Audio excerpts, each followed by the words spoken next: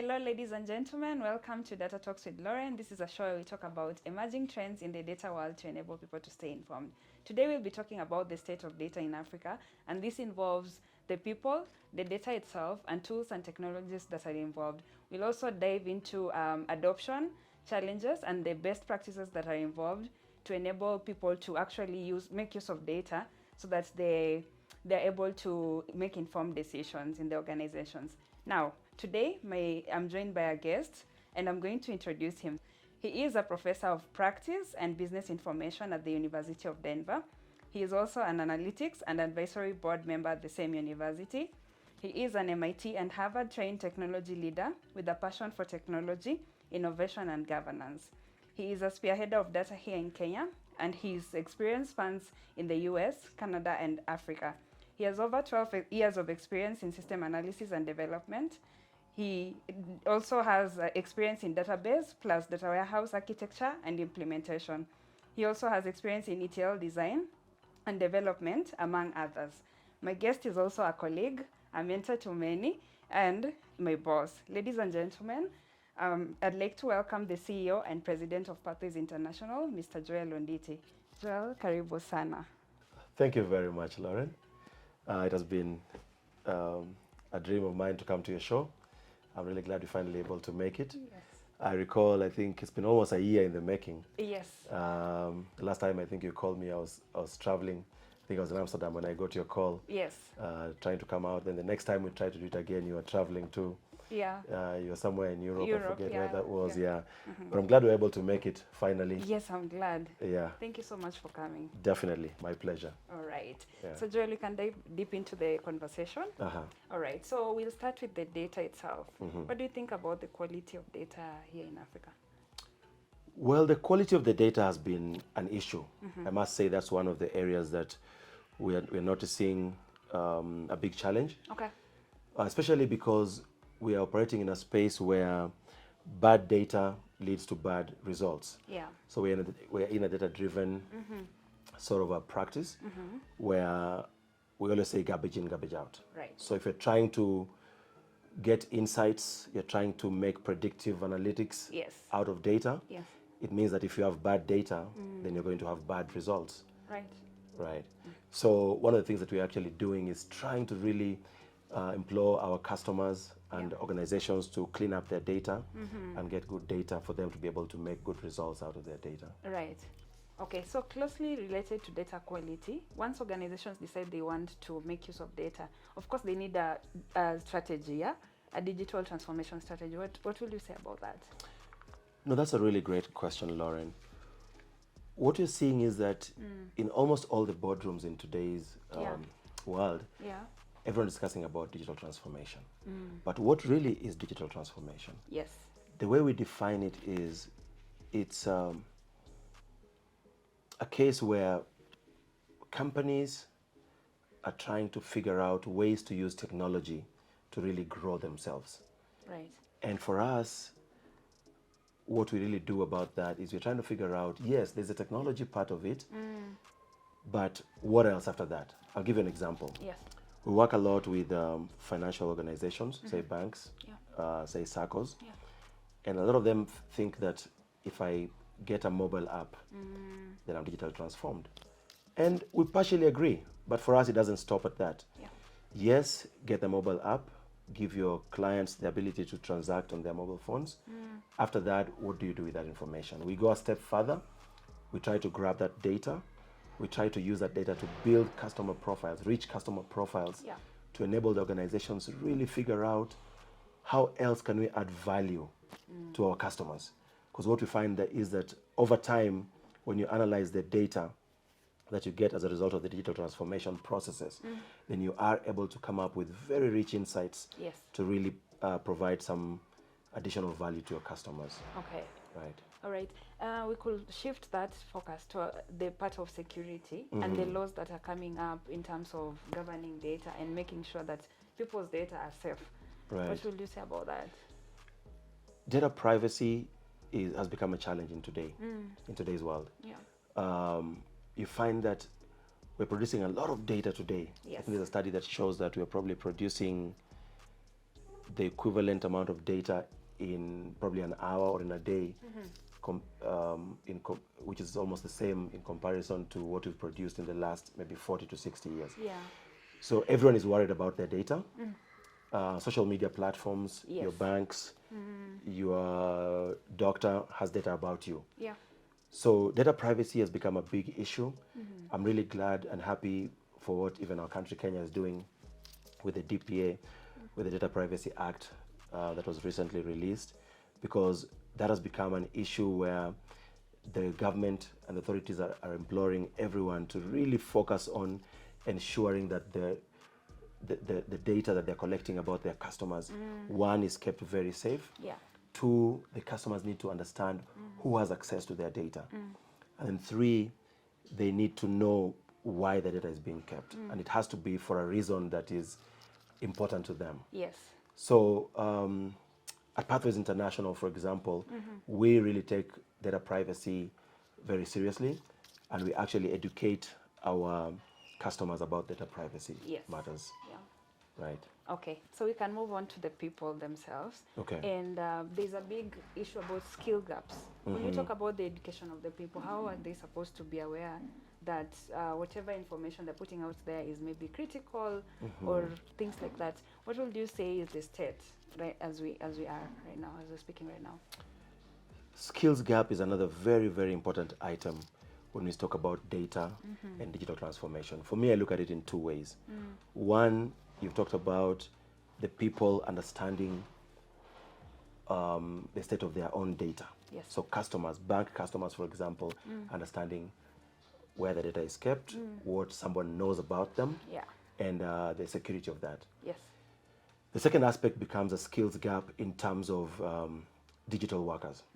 For example, Yeah. a lot of customers, a lot of companies are trying to get into the digital space, Yes. to get into data science.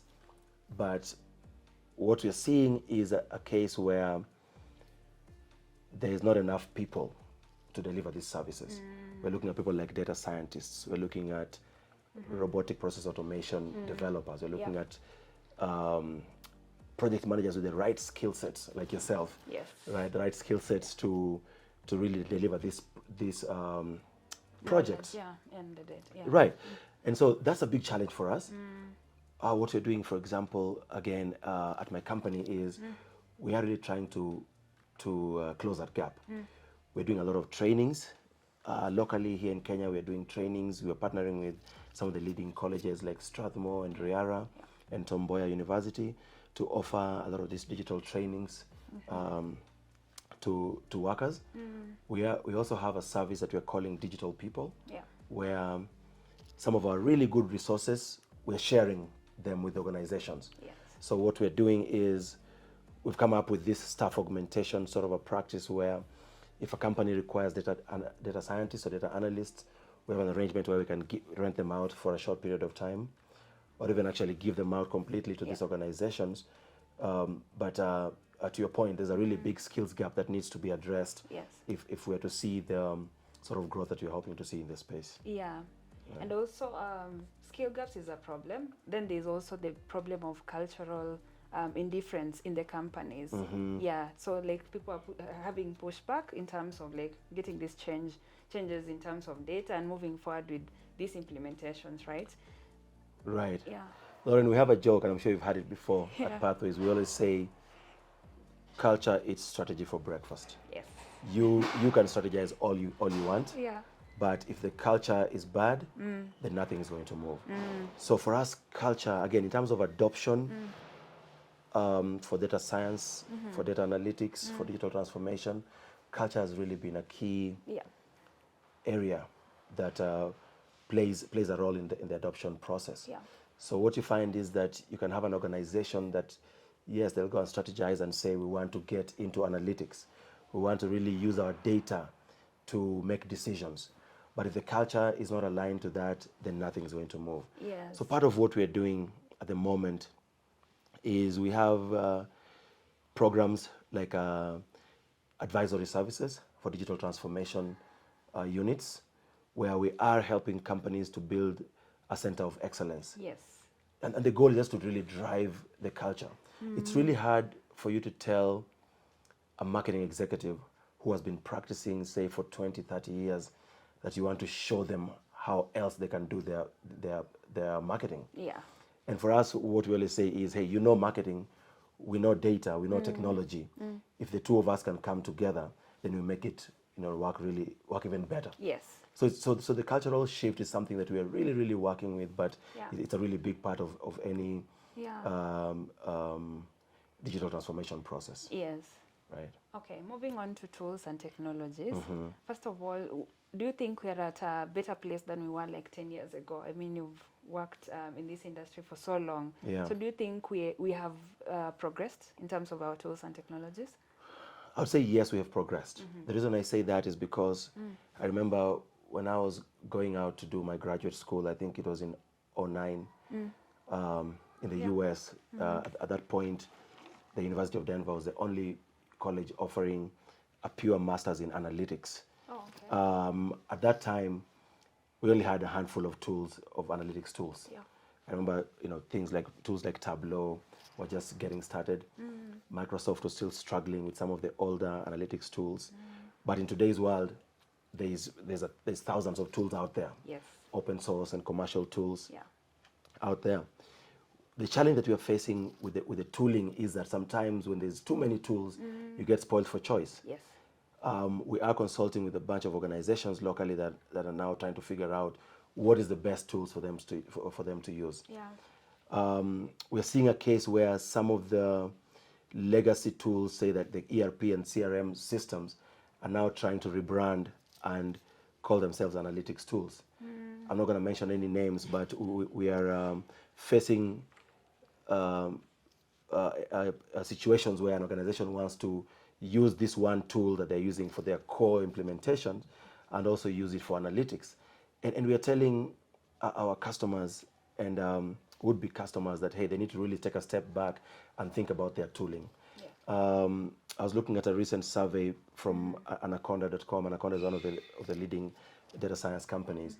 And what they're saying was that 2/3 of the respondents from a recent survey indicated that I think tooling, the funding for the tooling was a really big part of the adoption process. Okay.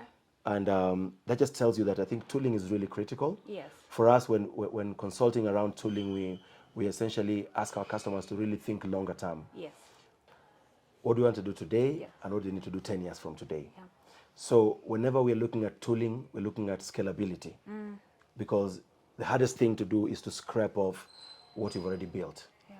So as we are building our data warehouses or data lakes or all this infrastructure, as we put them into place, Yeah. we're always looking at scalability in mind. Okay. Because again, like I said, the hardest thing is to really invest so much in a Yeah. particular tool and then having to change from that particular tool Or not using it at all. or not using it at all. Yeah. Actually, that's part of the issues that we are facing in terms of adoption is folks who have invested heavily in some of the legacy technology Yes. find it really, really hard to switch, pivot and move to other tools. Yeah.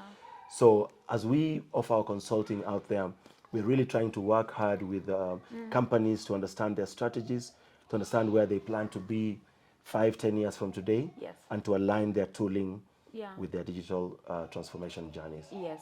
Joel, you mentioned something about scalability. And speaking of which, we can talk about cloud at this point because it's been a thing that people are embracing right now compared to back then when it was being actually rejected. Right. Yeah. Right. So we can dive into that. Yeah, no, thanks for that, Lauren. That's a very interesting topic. Cloud is one area that we are moving towards, and at some point, everyone is going to have to go to the cloud. Yes. I recall 10 years ago consulting in the US, and 90%, 95% of our customers would not hear about cloud.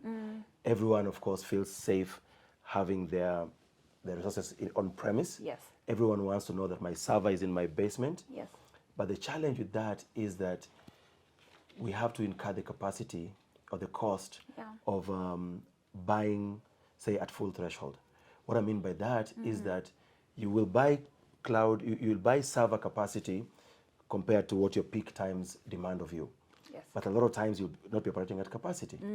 So 10 years ago, like I said, even in the US, even in Europe, people were all on premise. And that's what we're facing in Africa today. Yeah. A lot of people feel comfortable having their servers on premise. Yeah. But what I normally ask them is your 5-member, 10-member IT department more efficient in terms of security and managing your cloud services as compared to maybe thousands of cloud experts and security experts at Microsoft or at Google or at AWS, right? So the simple answer is that you're probably safer on the cloud than you are safer in your basement. Yes.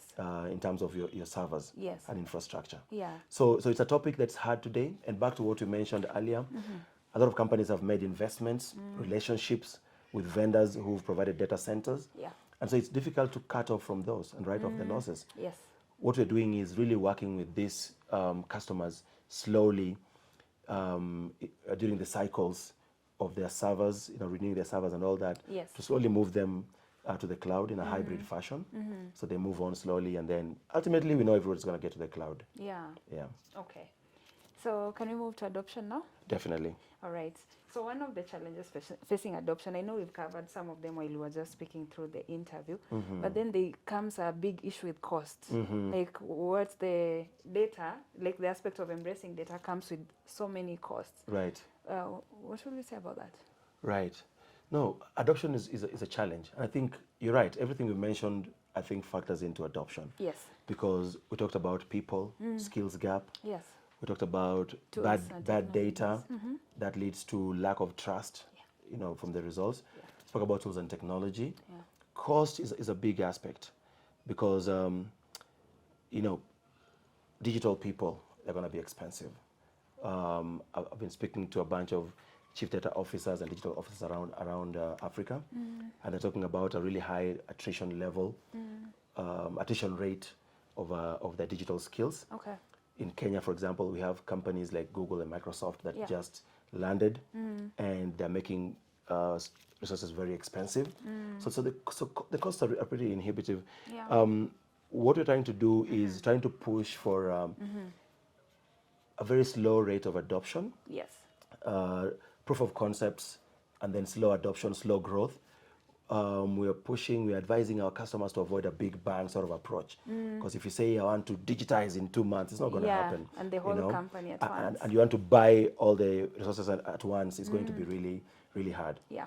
Something else that we're seeing with adoption is we're seeing a lot of good proof of concepts, but they're very siloed, in different departments. Where as an organization, you don't have an idea what maybe the finance department is trying to pilot Yes. in terms of digital transformation Yeah. or data analytics and all that. Yeah. What we're pushing in that respect is we're pushing for a strategic way to drive these transformation projects. So through our advisory program, we're trying to help organizations, again, build a center of excellence, build a roadmap in terms of how to drive adoption. Okay. And at the end of the day, that will, again, costs in mind, try to figure out, if I have this budget to spend this year, Yes. what is the value that I can get with this budget Yeah. that will really show itself to the business. Yeah. Because that then drives adoption, it drives Yeah. buy-in, Yeah. as opposed to, again, trying to boil the ocean, trying to Yeah. do everything all at once. Okay. So we look for small incremental wins, Yeah. and that really helps to drive adoption. Okay. Right. Okay. Part of adoption also comes security issues because maybe people are skeptical about, especially like banks, Right. hospitals, they're skeptical about patients' data or their members' data being out there. So do you think we are there yet with security? Again, security is another really big aspect to all this. Yeah. Talk about cloud. The big item is my data secure in the cloud. Yeah.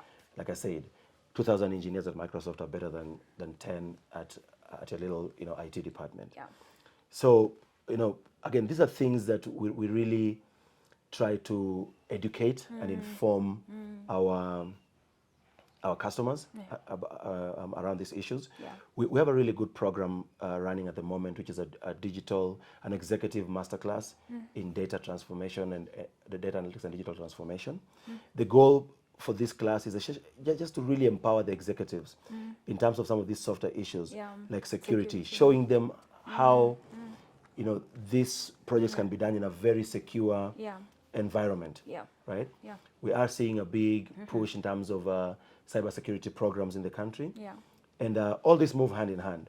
So when I think about digital transformation, I'm thinking about security. Um, there definitely are ways that you can continue adopting some of these emerging technologies, but still maintain a very secure environment for yours and your customers' data. Okay. Right. So we can move to some of the best practices that organizations can be able to embrace when they are transforming their organizations into like data, into making use of data, right? So like for example, buying technology, investing in the right technology, and I think we mentioned this when you're talking about tools and technology. Right. But what could you say about like some of the best practices? Right. No, for us, best practice, I think, is key. Yeah. Because we're seeing a very high failure rate for data analytics projects and digital transformation projects. Yeah. So for us, a couple of things. One, we're really advocating for a strategy. Because when you have a strategy and you build a roadmap, then you really understand Yeah. your expectations and your wins. Okay. So having a strategy as opposed to going out and buying an off-the-shelf solution. Yes. Right? Because the off-the-shelf solution might not really do what it's supposed to do for you, and then it leads to lethargy, and then guys give up on it. Yeah. So having a strategy, I think, is one for us. I mentioned earlier about slow incremental wins. If we can try to look for some quick wins. Just today we had a webinar on something called RPA, robotic process automation. Right. Those are some really low-hanging technologies that companies can adopt and see some quick value Yeah. in terms of ROI. Yes. That would enable, would bring about buy-in, right? Yeah. So again, some of the best practices around that. Yeah. Cloud, Yeah. to me, I think is a best practice because as opposed to procuring servers, very expensive servers, Yeah. if I can quickly provision server space, on the cloud, Yes. and pilot Yeah. a project very quickly Yes, and scale accordingly. and scale accordingly, Yeah. right? So pilot it, get the buy-in, scale as we move along. Yeah. Those are some of the best practices that we're seeing around town. Okay. But overall, I think we're really advocating for guys to really approach analytics and digital transformation in a very, very focused and intentional way. Yes. As opposed to what we're seeing, which are the small POCs that are all isolated, and the whole company doesn't get to see the value for that. Right. Yeah. Am I forgetting anything? No, I think you've really covered it all. Okay. I think you've covered it all. Okay, Yeah. sawa. Okay, Joel, do you have any parting shots? Yeah, no, thank you, Lauren. First of all, I just want to appreciate you for what you're doing, putting this show together. Okay. I think continuing to empower and enlighten the masses about data, about digital transformation. Yes. That's really key. In our world, we say adapt or die. So that's Yes. really big. Okay. Probably the next one is to, again, just appreciate you for how far you've come.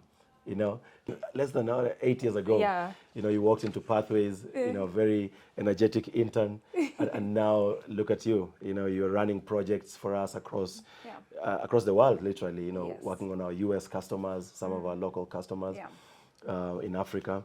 So again, just to appreciate you for the work that you're doing, and keep going, keep doing it. And finally, just to companies out there, organizations, this is the way to go. If you're not thinking data, Yeah. if you're not thinking digital, Yes. your competitor is thinking about it. Yes. And so, watch out. Watch out. Yeah. I think Thank you. I don't have anything else to add. We'll leave it at that. Thank you so much for coming. And thank you Thank you. everyone for watching. This marks the end of season 2, I believe. And I'm just grateful to everyone who has been part of this season. And yeah, you guys subscribe. You can tell them to like, follow. Subscribe, like Data Talks with Lauren. Yes. Thank you very much. And it's been a pleasure. Thank you. Yeah. So bye.